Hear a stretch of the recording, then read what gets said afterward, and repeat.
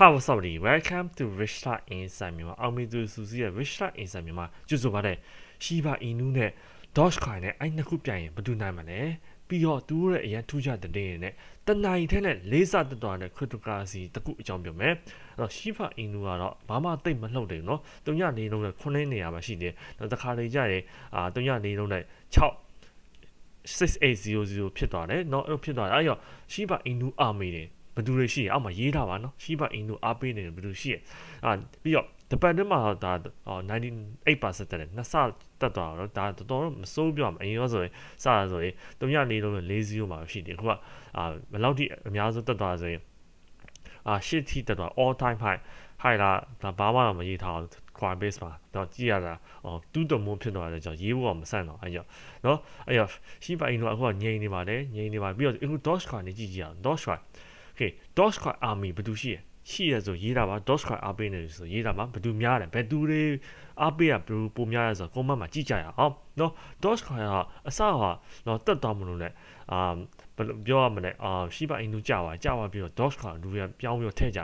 တော့ထည့်ကြတော့တစ်ချက်ခုံတက်သွား3ကြော်ပါနော်3ကြော်ပါပြန်ကြပါပြန်ရောက်ရတဲ့တမောမှာရှိနော်အဲ့ Dogecoin army ဘယ်ရောက်နေလဲရှိနေတယ်ဆိုရင်အောက်မှာ comment ရေးထားပါနော် Dogecoin အဲ့တော့ဆက်ပြီးတော့ကြည့်ကြအောင် Dogecoin နဲ့ 1 month တလမှာဆို33%တက်နေတယ်တနှစ်မှာဆိုရင်အများကြီးတက်တော့ဒါတဘာမှဟုတ်တယ်မလားခက်တာ तू က2နဲ့ကြားမှာမရှိသေးဘူးเนาะ4မကြော်သေး Dogecoin မကြော်သေးShiba Inu ကလည်းလှုပ်နေတဲ့အတွက်ကြောင့်လူရဲ့Shiba Inu ကိုပတ်ဆိုင်ရင်အများကြီးပြောင်းထွက်ကြDogecoin ကိုဆိုရောင်းနိုင်တယ်ပြီးတော့Shiba Inu ကအရင်တက်သွားတဲ့ခါကျမှShiba ကိုရောင်းပြီး Dogecoin ပြန်ဝင်အဲ့တော့ခဏနေပဲတက်တယ်တက်ရောက်မကြောက်เนาะအစ4ကြော်မလို့ပြီးတော့မကြောတော့ပြန်ကြာပါတယ်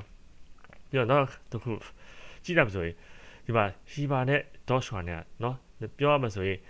နံပါတ်30နဲ့17နေရအမြဲလဲနေတာတခါတည်းကျရင် Dogecoin ဖြစ်လာတယ်တခါကျရင် Shiba Inu ဖြစ်လာတယ်တော့ဘာမှတိတ်မကွာတော့ market cap က39 billion 6 billion ဘာမှတိတ်မကွာ supply တော့ကွာ Dogecoin 132 billion ရှိရ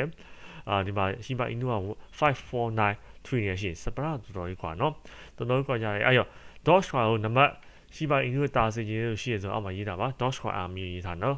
Shiba Inu ကအားပေးနေရှိ Shiba Inu အောက်မှာရေးထားတော့နောက်တစ်ခုတနိုင်ရဲ့လေးစားတက်သွားတာပါတယ်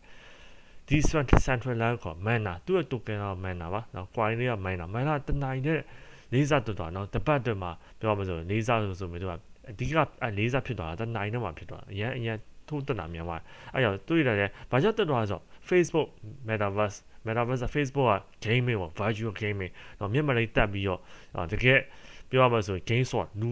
ကိုယ်တိုင်ရောက်သွားတော့မယ်နော် game ကပါတယ်အဲ့လိုတော့တီးထွင်းတော့မှာဒီ central line ကအဲ့တဘောပဲ game လေးရတယ် game လေးစိုးရတယ်အဲ့ဒါမှဟိုဝယ်လို့ရတယ်အိမ်ဒီမှာဝယ်လို့ရတယ်ဝယ်ပြီးတော့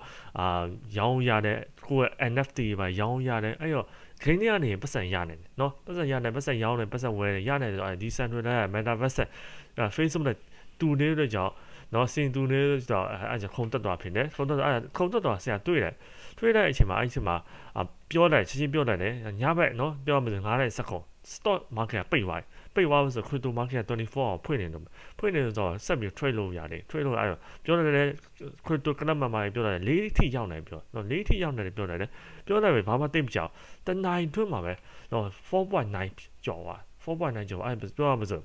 48.24% gain ပေါ့လေ15မိနစ်တော့ပါ15မိနစ်တော့ကြောက်အလက်ပို့လိုက်အလက်လုပ်ပြီးလိမ့်မကြောက်ထိုးတက်သွား15မိနစ်တော့ဖြစ်သွားပါတယ်ဒီလိုမျိုးအလက်တွေပါတိရှယ်ဆိုအတိဖွင့်လာတာပါcryptoအလက်ရှိပါ super growth crypto ပေးထွန်းစာရှိပါတယ်အတိဖွင့်လာပါShiba Inu မျိုးအစာမောင်းများဆိုတက်သွားတဲ့ cryptocurrency ကိုဆရာလေ့လာပြီးတော့ကြည့်ထားမှာပါပြီးတော့အဲ့ဒါမှာဖြန့်ဝင်လာပါမှာတိကျဆို join လို့ရပါတယ်Patreon တောင်းရပါတယ် YouTube video အောက်မှာ click နှိပ်ပြီးတော့ link တွေကိုဒါတော့ရမယ်ဆိုရင်ဒီကကြောက်ရပါတယ်โอเคပြီးတော့Shiba Inu အကြောင်းပြောShiba Inu က top 10 cryptocurrency မှာပါသွားပြီဘာကြောင့်လဲဖြစ်တာလဲသူကပြောပါတယ်ဒီမှာဆက်ပြီးကြည့်ရမှာဆိုရင် destroy our community အဓိကပါနော်Shiba Inu ရဲ့ Dogecoin community ကအများ strong ဖြစ်နေနော်အများ passionate ဖြစ်တော့လေဒါပါတုံရအလုံးတွေများအများပြောင်းလုံးချင်တဲ့ပုံရှိရတဲ့ကြောင့်အဲ့တော့တဖြည်းဖြည်းတက်သွားတယ်အစကElon Musk ပြောတခုနော်သူ့ခွေးလေးပြလိုက်တဖြည်းဖြည်းတက်သွား တက်လာဒါပေမဲ့ Elon Musk တစ်ခေါက်မေးတယ် Shiba Inu ကင်တာမကင်တာပါဘူးအဲ့ကြောင့်နည်းနည်းပြန်ထုတ်ကြပါတယ်ပြီးတော့ Robinhood မှာ list လုပ်လို့မယ်ဆိုတော့ Shiba Inu ကပြန်ပြီးထုတ်တော့ပြန်တော့လူကအရင်ဟိုဟာ passion နဲ့ဖြစ်တော့တယ်တခုရှိရတာ risk ရှိရနော် risk ရှိဘာဖြစ်လို့ဒါ fundamentally ဘာမှမရှိဘူး fundamentally ဘာမှမရှိဘူးပြောတာလေ expert တွေပြောတာလေ any cryptocurrency can result in the loss of your entire investment အကုန်ရှုံးနေပါတယ်ဒါသူပြောရမှာတော့တကယ် bear market ရောက်ပြီဆိုရင် Bitcoin ပဲဖြစ်ပါပြီ 80% ကျသွားတယ်အဲ့တော့trade လုပ်ထားတဲ့လူတွေ investment လုပ်ထားတဲ့ကို social နိုင်ပတ်စံတွေပဲလုပ်ပါဘာလို့အချိန်မီပြောင်းသွားနိုင်တယ်80% ကျသွားတယ်နော်80% 90% ကျပါတယ်ပြီးတော့သူပြောတာပါ future either depends on wide scale adoption used in our current financial system ဒီ Shiba Inu နဲ့ Doge ကဘယ်လိုကြံခဲ့မလဲဆိုတာအရေးကြီးရပါလူဘယ်တော့များဘယ်လောက်များသုံးမလဲနောက်တစ်ခုကတကယ် bank chain ဆွဲရမှာဖြစ်ဖြစ် business တွေကဘယ်လောက်များလက်ခံမလဲအပေါ်မူတည်ပြီးတော့ဒီဟာကဘယ်လောက်ဘယ်ကွာရကြခံမလဲဆိုတာမူတည်ပါတယ်တဲ့သူကပြောနောက်ပိုင်းကျဆရာပြောထားပါဒီဗီဒီယိုအဆုံးမှာနောက်ဘယ် business တွေက Shiba Inu လက်ခံနေပြီရဲ့ business တွေက Doge ကလက်ခံနေပြီပြောပါမယ်ဒီနောက်တက်တဲ့မှာပြောတယ် analyst အပြင် one hashtag C ပါလို့လူရမေးကြတယ် Robinhood မှာလည်း Robinhood မှာlist လုပ်ထားပါဘာလို့လူတွေတော်တော်များ Shiba Inu တိတ်ပြီးမဝင်လို့မရတော့ Coinbase မှာဝင်လို့ရတယ် Coinbase အခုမှစရဆိုရင် link ကို description နဲ့ comment အောက်မှာပေးထားပါတယ်အဲ့ဒါလေး click နှိပ်လိုက်မယ်ဆိုရင်free cryptocurrency ရပါเนาะဒီနေ့ကို comment မှာပေးထားမယ် YouTube comment မှာပေးထားတယ်เนาะ Facebook comment မှာပေးထားအဲ့ဒါ join လုပ်ရပါတယ် so okay ပြီးတော့ဗာထူးခြားတယ်ဆိုတော့ကြည့်ရမယ်ဆိုရင်petition လောက်လာ4သိန်းအောင်ရှိနေပြီเนาะအရင်တစ်ခါဆရာပြောတာ3သိန်း6တောင်းမရှိဘူးဟုတ်တယ်3သိန်း6အခု4သိန်းအောင်ရှိနေပြီ online petition Robinhood လောက်เนาะ Shiba Inu ကအရင်ဟော့နေကြလူတွေအရင်အားပေးတာပေါ့လေအားပေးအရင်က Doge ကအခုက Shiba ဖြစ်နေ Shiba မှ Shiba ဖြစ်နေပြောမြ Shiba တော့ Doge ကအားပေးတယ်ဘယ်သူရှိကွန်မန့်ရေးတာပါ Shiba Army တို့ Doge က Army တို့ရေးထားတယ်မနော်ပြီးတော့ဗာရှိသေးတယ်ဆိုရင်ဒီမှာရေးထားတယ်ဆိုရင်ပြောရမယ်ဆို investor တွေက Robinhood revenue ကအဓိက Doge ကရအရင်များပါတယ်အခု Doge ကကျသွားတယ်တော့ Robinhood revenue ကကျပါတယ် revenue ဆိုတာဘာကိုပြောဝင်ကိုပြောတာเนาะဝင်ကိုပြောတာလေအဲ့တော့ဆက်ပြီးတော့ဒီမှာကြည့်မယ်ဆိုရင် internet might break if Robinhood list ရှိပါတယ်သူပြောချင်တယ်ပေါ့လေအေးလူတွေအရာအားပေးတယ်လို့ကြောက်တယ်အကယ်က Robinhood ကိုရှိပါ list လုပ်ရမယ်ဆိုရင်အားရှိပါ internet အားလို့ crash ဖြစ်သွားမယ်သူကပြောတာဒါတင်စားပြောတာပါတင်စားပါအဲ့ဒါဖြစ်မဖြစ်မသိကျင်းနေရတော့တော့ cryptocurrency ကတော့နော်ခဏနေထိုးတော့အောင်ကျင်းနေ Robinhood list လုပ်လိုက်ဆိုထွက်လာတယ်ခဏနေထိုးတော့သွားနေပဲထိုးတော့သွားပြီးတော့ဘာလို့ Robinhood မှာဝယ်လို့အများရှိအောင် Doge ကဝယ်ထားတဲ့လူတွေက Robinhood မှာရှိတယ်တချို့လူတော်တော်များများတခြား application မသိကြတယ် Coinbase မသုံးလို့ရှိရဲတော့မသုံးလို့ရှိရဲဆိုတော့အဲ့ကြောင့် Robinhood မှာမသုံးတယ်တချို့ပြည်နယ်ကျတော့ Coinbase မှာမရဘူး Coinbase မရှိဘူးအဲ့တော့ဝယ်လို့မရဘူး Robinhood က license ရတာလေRobinhood မှာ trade လုပ်ရတယ်အမျိုးမျိုးပေါ့လေအဲ့ကြောင့် Robinhood ကိုသုံးကြရှိရဲပြီးတော့နောက်တစ်ခုပါတယ် Robinhood investor falls out of love with Dogecoin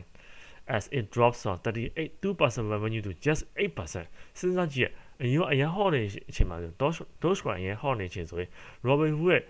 ဝင်ရဲ့ 32% Dogecoin သူက 8% မရှိတော့အဲ့တော့တော်တော်လေးကျပါ revenue ကျပါဒါပေမဲ့အဲ့ကြောင့် stock share ကတော့ထိုးကြပါကြည့်ပြောရမလို့ဆိုရင်39.57 ကနေပြီးတော့ထိုးကြပါနော်ဘယ်လောက်ကြီး$35ဖြစ်သွားတာပြောရင်လွန်ခဲ့တဲ့9ရက်ဒီမှာ 12% ကျပါ12% ကျပါ Robinhood stock share ကျပါတယ် Robinhood stock share ဝယ်ထားတယ်ဘယ်လိုရှိရဲ company ပေးထားတယ်ပါကဲပြီးတော့အဲ့ကြောင့် Robinhood စဉ်းစားရမယ်နော်သူပို့ပြီးတော့လူတွေများလာဆိုဘယ်လိုလုပ်မလဲသူကဘာကာကင်းနဲ့လုပ်နေတယ်ဘာကာကင်းနဲ့သူကပူပေါင်းနိုင်တယ်ပြောရမလို့ဘာကာကင်းမှာဝယ်မယ်$9ဝယ်ထားမယ်နော်$9ပူဝယ်ထားမယ်ဆိုရင် Doge က customer ဖောက်ပြီးမှဖြစ်ပါတယ်သူကပြောတာဘာကာကင်းနဲ့ Royal Pass Royalty Program နော်ဝယ်ထားမယ်ဆို sign လုပ်ထားမယ်ဆိုရင် Doge ကိုနိုင်လာပါတယ်ဒီဘာချီးတယ်ဆိုရင်ဒီမှာပြောတာ Doge ဒီမှာဘာပြောတာဆို Dogecoin Robinhood application download လုပ်ထားတယ်ပြီးတော့ Dogecoin plus ဈေးကတက်သွားတယ် Dogecoin တက်သွားတဲ့ကြောင့် Robinhood app တွေ download လုပ်ထားတယ်ပုံများလာတယ်ဆိုတော့ပြထားပါဒီမှာ35% Q3 က 35% 349နဲ့ ပြောရမလို့ခံမှန်းတာ422.9 million ရမယ်ခံမှန်းတာတကယ်ရအောင်364.9 million ပဲရနော်သူတို့တော်နေတဲ့ share မှာဆိုပုံများတယ်ဒါပေမဲ့ cryptocurrency ဟော့နေအောင်ဟော့နေတော့အဲ့ဒါပေမဲ့နဲတွေခံမှန်းတာနဲတွေဆိုအရင်ဟိုစိတ်ပြတ်သွား Robinhood အောက်ရောင်းလိုက်တဲ့ပုံမှာရှိ12%ဖြစ်သွားတယ်ပြီးတော့နောက်တစ်ခုကပဲ Edward Snowden ပါပြောတာ Edward Snowden ဆိုတာနော် caution investor against Dogecoin clones like Shiba Inu trade လုပ်တာဟိုတတိထားပါတယ် Edward Snowden ဆိုတာပြောရမှာဆို whistleblower ပေါ့လေ USA ကမှမဟုတ်ပါလို့လောက်အဲ့လိုမျိုးသူကတခြားနိုင်ငံကိုပြောပြတာနော်ပြောပြ whistleblower USA ကိုသူပြန်လာအောင်မြောက်သူကဘာပြောလာလဲဆို yeah please carefully consider your odds of smarter market that sold to you is stay in not even dog money but a clone of dog money ပြောရလို့ဆိုရင်Dogecoin ကခွေးရဲ့ပတ်စံပေါ့လေအခုက Shiba Inu ဆိုခွေးရဲ့ပတ်စံ copy လို့ပြောတာ copy လို့လုပ်တာအဲ့ဒါတတိထားပါ trade လုပ်တာပါလေ emotion နဲ့ဖြစ်နေဆိုရင်တချို့လူတွေဆိုရင်လဲတွေပါရောမှအပေါင်ထားပြီးတော့နော်ဟိုဟာ Shiba Inu ဝဲလို့ရှိအဲ့လိုဝဲလို့ရှိဘာလဲအပေါင်ထားပြီးဝယ်ထားတယ်ပလိမ့်တွေမှာရှိတယ်ဆိုအောင် company ပေးတာနော် Shiba Army okay အဲ့ဒီကိစ္စရှိရသူကတီထိုးထားတဲ့ဟာပတ်စံဆိုဝယ်တယ်ကိစ္စရှိဒါပေမဲ့လဲတွေပါရောအပေါင်ထားပြီးမဝယ်ပါနဲ့သူက Edward Snowden သူကပြောထားပါတယ်နော်တတိထားပါဘူးအရင်တက်လာကြရင်အကြတယ်လေပြီးတော့နောက်တစ်ခုပါရှိတယ် MicroStrategy CEO Bitcoin bull market seller ပါပြောတာ Shiba Inu နဲ့ Dogecoin နဲ့ပတ်သက်ပြီးတော့ market seller ဆိုတာဟိုဟာ MicroStrategy company Bitcoin အများဆုံးဝယ်တာ company နော်အများဆုံးမြဲဝယ်တာ company အဲ့သူဝယ်တာ company ဘယ်လောက်ရှိပြီဆို2.6 billion နော်ဝယ်ထားတယ် average price က27,000သူဝယ်တာ27,000သူ60,000နှစ်ဆကျော်ပါနော်နှစ်ဆကျော်ပါအခုသူတန်ဖိုးကအော်တိုဘာလ16ရက်နေ့မှာဆိုရင် 6.7 billion ရှိတယ်သူကဘာပြောတာလဲဆို okay I have no opinions about one dog coin versus another dog coin နဲ့ခွေး coin တွေဘာမှအယူဆမရှိပါဘူးတဲ့နော် I stay in my lane နဲ့နော်ကို line ကိုပဲရှောက်တယ်သူကပြောတာပါနော်ဘာပြောမှမဆိုသူခရီးမဆိုင်တော့ဘူးသူက Bitcoin မှာ Bitcoin နော်အဲ့ market စေးတာဆို okay နောက်တစ်ခုကဘာလဲဆို Shiba Inu ကအခုပြင်သစ် Paris မှာဆိုရင်နော်ဒီစားတော့ဆက်တစ်ခုမှာဆိုလက်ခံနေပြီဒါတင်းကောင်းပဲတင်းကောင်းတပြည့်များလာပြီတော့တပြည့်များလက်ခံနေပါပြီပြောထားတယ်ပြီးဘယ်နေရာမှာရှိတယ်နောက်တစ်ခုကပလိတ်တက်ရေနော် RP AMC အရင်ဟော့တယ်2020ဟော့တယ် AMC ရတယ် Shiba Inu ကိုလက်ခံမှတော့မှာရှိတယ်เนาะအစက Ethereum နဲ့ Dogecoin ရဲ့Bitcoin ရဲ့သူကလက်ခံမှာအခု Shiba Inu မှာလက်ခံဖို့ရှိတယ်เนาะဒီမှာရှိနေတယ်တချို့လူတွေပြော I will buy AMC stock if you accept Shiba as a form of payment เนาะ Shiba ဟိုလက်ခံမှာဆိုရင်သူဝယ်လိမ့်မယ် AMC ဝယ်ပြမယ်နဲ့တခြားလူကမပြောလဲBTC Ethereum Litecoin နဲ့ Dogecoin က stable ဖြစ်ပါတယ် Shiba Inu ကအခုကအရင်အတက်ကြများနေတယ်တဲ့သူကပြောထားတယ်နောက်တစ်ယောက်ပြောထားတယ် Angry Bird ဆိုလူကပြောထားပါ Cryptocurrency Inu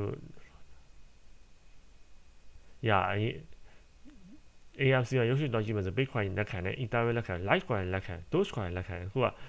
Shiba Inu ထပ်ပြီးလုပ်မယ်ဆိုသူရဲ့payment option မှာချိန်ရမှာပေါ့လေ payment option ချိန်ရတော့ပြီးတော့ဘာရှိသေးလဲ you can now buy AMC digital gift card using Dogecoin တုံးပြီးတော့ဝယ်လို့ရပါတယ်တဲ့သူကပြောထားတယ်နော် gift card ဝယ်လို့ရ AMC မှာနော်